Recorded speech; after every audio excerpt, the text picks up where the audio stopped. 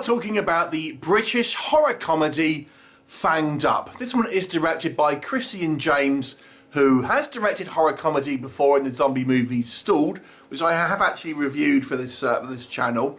And it's actually got a cast of probably faces you'll recognise. The main sort of character here is played by Danielle O'Reilly, and he's, I think, a new actor. But you do have some familiar faces. You've got Stu Bennett. Originally, he was a wrestler, Wade Barrett from the WWE. You've got Vance Blackwood, who's been in a variety of different things. You've got Stephen Burkoff, who you would have seen in he's an older actor now. He's been in lots of stuff. Daniel Harold, who has been in a variety of kind of soap operas and stuff like that. You've also got a few kind of cameos from British celebrities. Aaran Kraskell, who is like a social media influencer. You've got Lucy Pinder in a kind of blink and you'll miss her cameo. So a reasonable cast of somewhat recognisable faces. Now the story here focuses on this sort of character called Jimmy, and he's just a little bit of a kind of a low-rung criminal, but a little bit of a kind of a troublemaker, a bit of a wide boy. At least that's how he fancies himself. And he ultimately gets himself in trouble with the police and ends up being put in this particular kind of prison over the weekend, or at least so he thinks, because the judge can't see him until Monday. So he's kind of shipped off there, but you notice something strange, and it turns out that all of the kind of this guards and the staff at this particular prison are actually vampires, and everyone who ends up in this prison has got a particular blood type, and they have no next of kin, so they essentially can kind of disappear ultimately without a trace. And there is prophecies, etc. Kind of like we've got the head vampire played by Stephen Burkoff, and he's kind of like number 2, played by Lauren Sorker, who you may know from TV's The Misfits. She was in the original few series of that as his number 2. So what do we think of this movie? So this is a horror comedy, and it leans quite heavily into the comedy. So it's not like one where it's kind of it's just kind of like the situations that just happen to be amusing, if that makes sense. This is like full-on slapstick comedy at times. So it maybe veers into a little bit too far in the comedy direction for one. But it is extremely gory. There's a lot of blood in this movie. So what works, first of all, I've got to say the effects here are overall pretty good.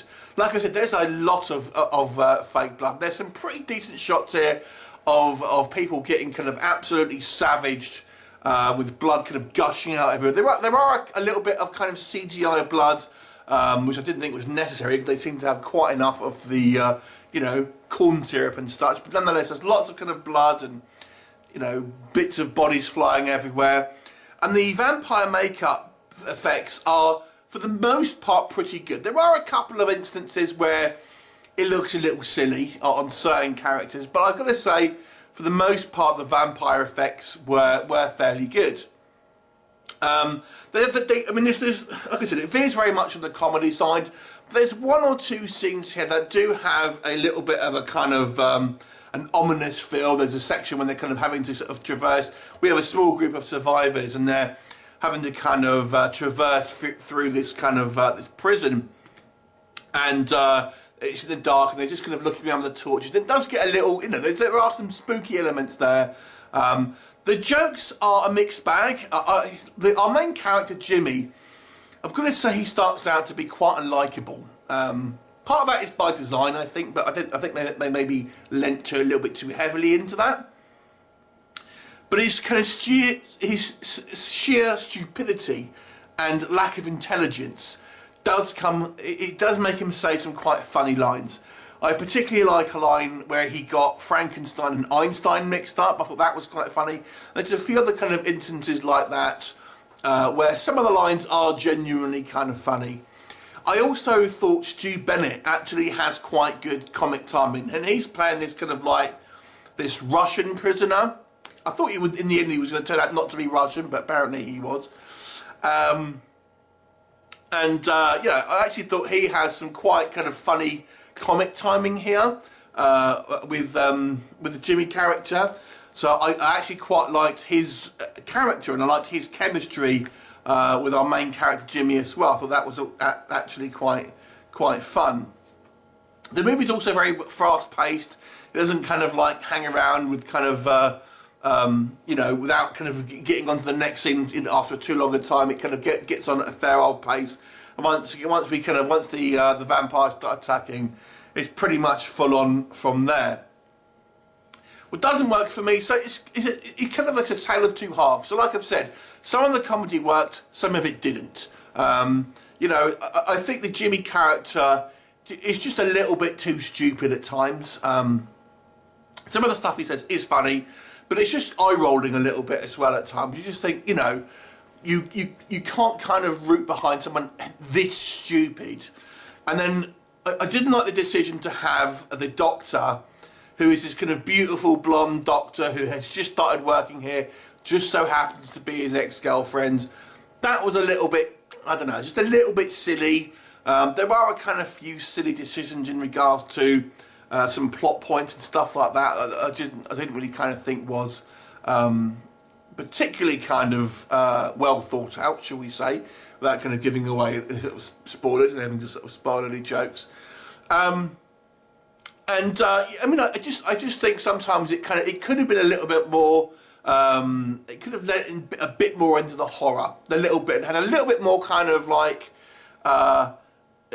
actual scares or attempt at scares, whilst just being like a fairly gory comedy, which ultimately it comes down as. There are some dodgy acting as well from some of the kind of the some of the kind of the peripheral characters. And there's maybe just a few too many characters in this. I appreciate they want to have some cannon fodder to get picked off, but there's maybe one or two characters here that I thought were a little bit unnecessary. There are a couple of standout things that were very good. There's a scene where Stu Bennett's character is having a fight with a vampire dinner lady, and there's like another guy as well.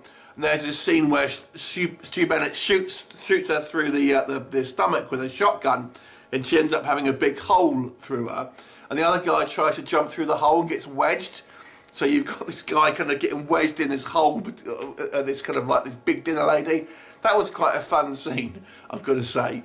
So overall, I've got to say this is obviously going to be for those of you who like kind of just a little bit silly, a little bit kind of juvenile horror comedies. But I do think it has some kind of fun characters.